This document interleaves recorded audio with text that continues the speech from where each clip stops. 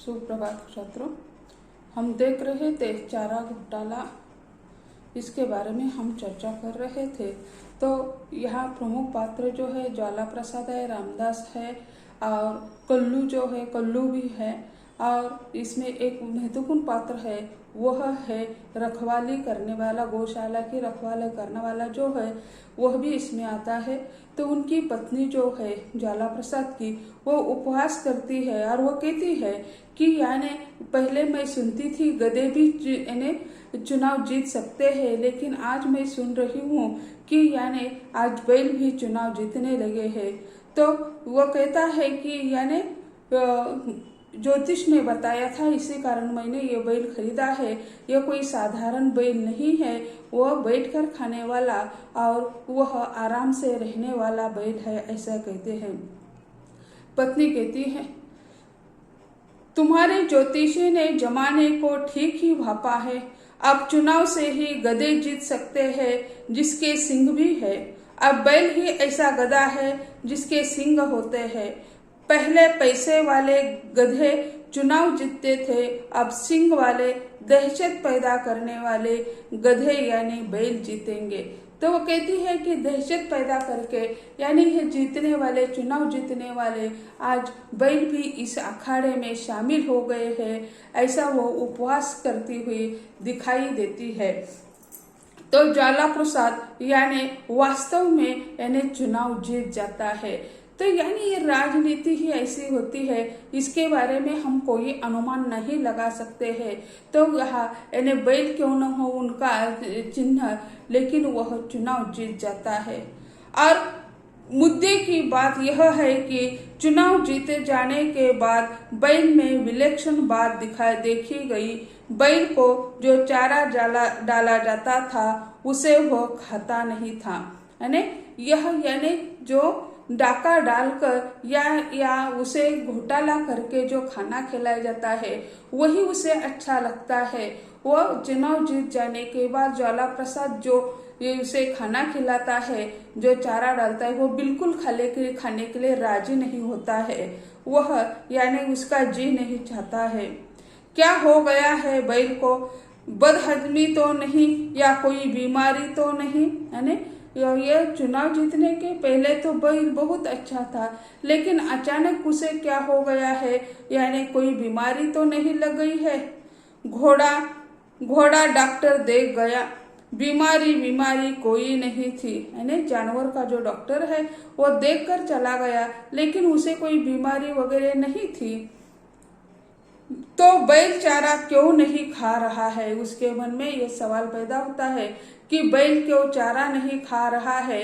तो उसे तो यानी डॉक्टर देखकर चले गए हैं, लेकिन वह चारा नहीं खा रहा है।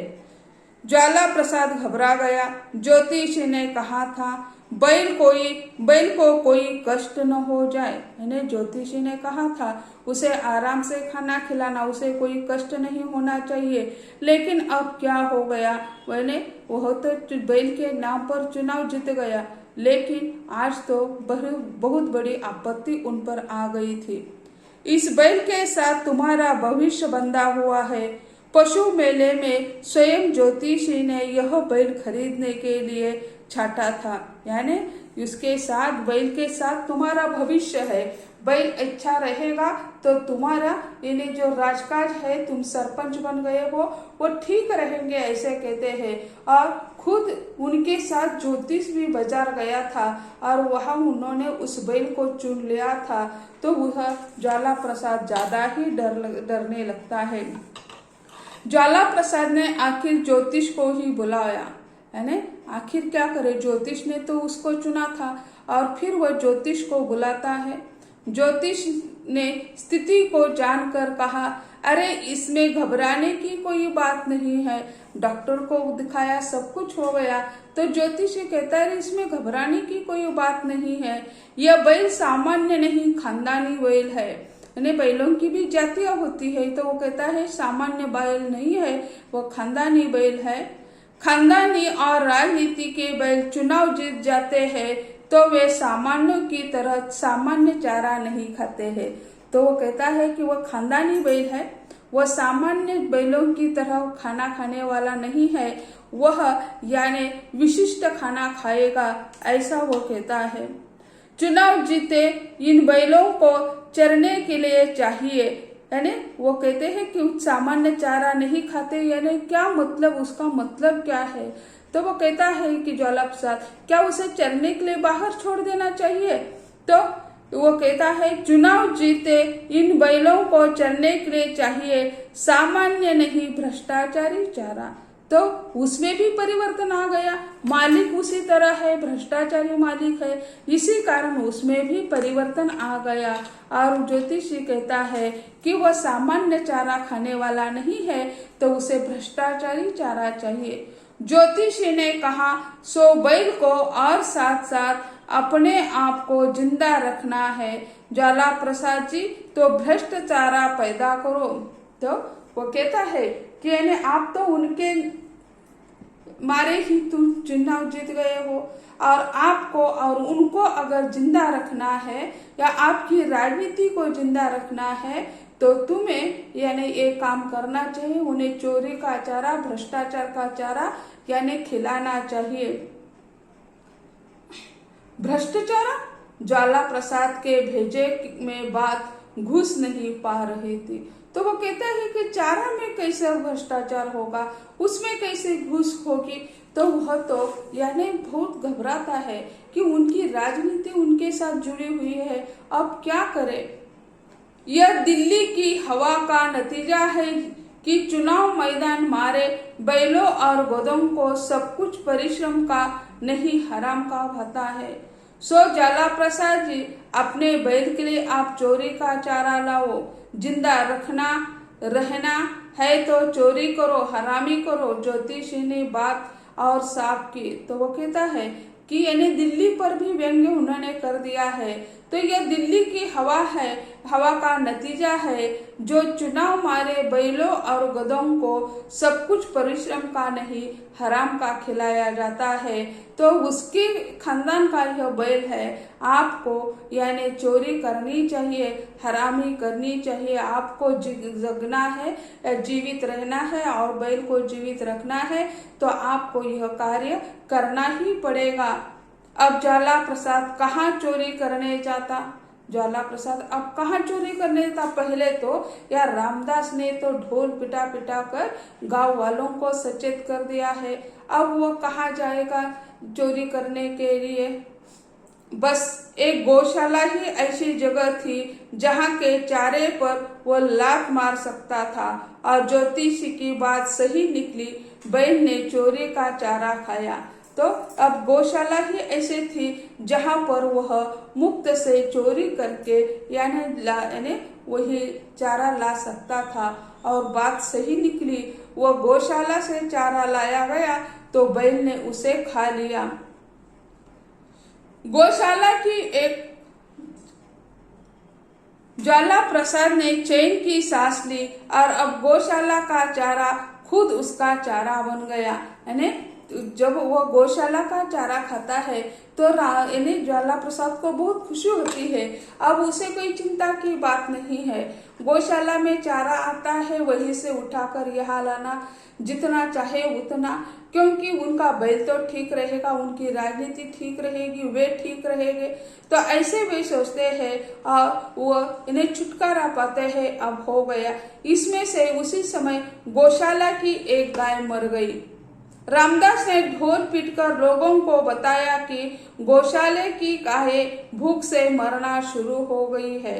फिर क्या है, पहले तो उन्हें पता था गौशाला का चारा कहाँ जाता है, अब तो राजरोष वहीं पे चल रहा है। तो वो कहता है कि अब यहाँ कैसे इन्हें उनका चारा जा रहा है यह बता देता है, और वो गाय जो है वह यानी कोई बीमारी से नहीं मरी, भूख से मरी है, ऐसा वह बता देता है। रामदास ने इनसे जवाब में कहा, हाँ, जो भ्रष्टाचारी है वे आज तक यही कहते आए हैं कि उनके शासन में आज तक कोई भूखा नहीं मरा है। आज तक वो कहता है राजनीति में ऐसा ही होता आया है। कोई नहीं कहता कि यानी मनुष्य हो या जानवर हो कि भूखमरी की वजह से कोई मर गया है, ऐसा कोई नहीं कहता। कि बीमारी से मर गया है, ऐसा सभी कहते हैं। रामदास ज्वाला प्रसाद की शिकायत लेकर जिला बोर्ड तक पहुंचा। पहले मामला इलेक्शन के पहले यह मामला चल रहा था, तो रामदास अपनी शिकायत लेकर वह जिला परिषद जो है वहीं पे पहुंच गया।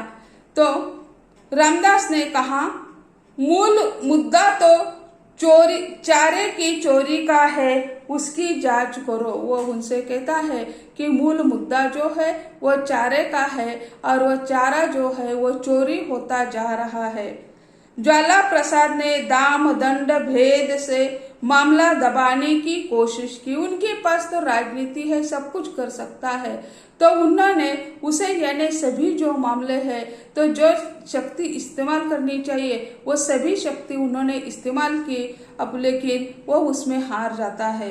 पर रामदास ने अब गांव का ढोल फेंक शहरी ढोल समाचार पत्र पकड़ लिया था। उन्होंने अलग ही तरीका अपना लिया था। गांव में ढोल पिटता था, अब शहर में जाकर क्या कर देता है, शहर में जाकर उन्होंने समाचार पत्रों में जानकारी देना प्रारंभ कर दिया। सो मामला दब न सका, जानकारी यह जिले तक पहुंच गई। अखबारों में यह जानकारी आने लगी, तो मजबूरन वहां के अधिकारियों को उसकी शिकायत के बारे में सोचना पड़ा। आदेश जारी हुआ कि गौशाला के चारे की जांच की जाए। जो है अन्याय सहने वाला बहुत बड़ा पापी माना जाता है ऐसा, तो ये रामदास जो है अलग अलग तरीके अपनाकर वह न्याय मांगने की कोशिश करता है। जांच का काम गांव के पटेल को सौंपा गया। जांच का काम जो था गांव के पटेल जो थे उन्हें सौंपा गया। पटेल गौशाला पहुंचा और गोवर्धन से जवाब तलब किए। वे सरकार के द्वारा उन्हें ये आदेश मिले हैं, तो वह आदेश का पालन करने के लिए वे पहुंच गए। और पहुंच जाने के बाद वहां का जो गोवर्धन जो है रखवाली करने वाला, उससे जवाब मांगे तो वह दे देता है, लेकिन वह भी किसी के मारे या किसी के दबाव में आकर जवाब देता है। जवाब तलबी की तब ज्वाला प्रसाद की बारी आई तो बौखला कर वह कह उठा, अरे अबे ए पटेल के बच्चे, तू वह किससे जवाब तलब कर रहा है? मेरा और गौशाला का क्या वास्ता है? तो यह पटेल जो है तो गोवर्धन से चर्चा करने के बाद वह सीधा ज्वाला प्रसाद के पास पहुंच जाता है। वह ऐसा नहीं जाता है उससे गोवर्धन से कोई उसके साथ संबंध है दिखाई दिया होगा, इसी कारण वहीं पे पहुंच जाता है। तो वह ज्वाला प्रसाद उनसे कहते हैं, अबे ये तुम कौन से किससे ये बात कर रहा है? घोटाले की बात मुझे क्या पूछ रहा है? पटेल ज्वाला प्रसाद के निवास स्थान पर ही पहुंच गया था। सो उसका सवाल सुन वह बोला, आपका यदि गौशाला से वास्ता नहीं है तो गौशाला की गंध आपके घर में कैसे? तो वह कहता है, मुझे मंजूर है, आपका गौशाला के साथ कोई संबंध नहीं है, कोई ताल्लुक नहीं है, लेकिन मैं आपके घर आ गया हूँ और आपके घर में ये क्या चल रहा है? ये गौशाला का जो चारा है उसकी आवाज या उसकी गंध हमें यहाँ कैसे सुनाई देती है या हम कैसे सूंघ रहे हैं? गौशाला की गंध, ये तू कैसे पागलों जैसे बात कर रहा है? वो पटेल से ही जवाब तलब करने लगता है। वो कहता है, तुम कैसे गौशाला के जो चारा है उसकी गंध तुम्हें यहाँ कैसे आ रही है? ये तो ठीक नहीं है। वो कहता है, तो गौशाला की गंध, ये तू कैसे पागलों जैसी बात कर रहा है? आप सिंहासन क्या चढ़ गए हो? तमीज से बात नहीं कर सकते? पटेल ने कहा, तू तड़ाक की बात से आप मेरी तौहीन नहीं कर रहे हो, अपनी तमीज का नंगापन उजागर कर रहे हो। तो वो कहता है पटेल, तुम यानी सरपंच बन गए, इसी कारण तुम मुखिया तो बन नहीं गए, सारे अपनी मर्जी से तो कुछ नहीं कर सकते, अपने औकात दिखा रहे हैं, ऐसा कहता है।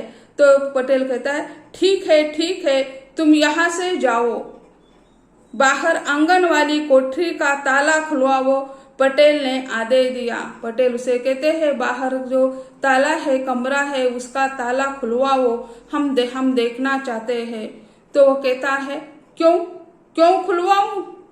तो कहते हैं मैं कहता हूँ इसलिए, गौशाले के चारे के गंध उधर से ही आ रही है, उस कोठरी की चाबी तो मेरे बेटे के पास है और बेटा शहर चला गया है। तो वो अनेक का उसके लिए यानी पर्याय ढूंढता है। वो कहता है कि वो कमरे की चाबी मेरे पास नहीं, मेरे बेटे के पास है और बेटा शहर चला गया है, वो आएगा तब खुलेगा। तो ऐसे अनेक पर्याय वो ढूंढता रहता है। तो ऐसे ये ज्वाला प्रसाद जो है आखिर उसकी जानकारी या तहकीक करने के लिए यहाँ अधिकारी आ ही जाते हैं। तो छात्रों आज हम यही कहते हैं, धन्यवाद।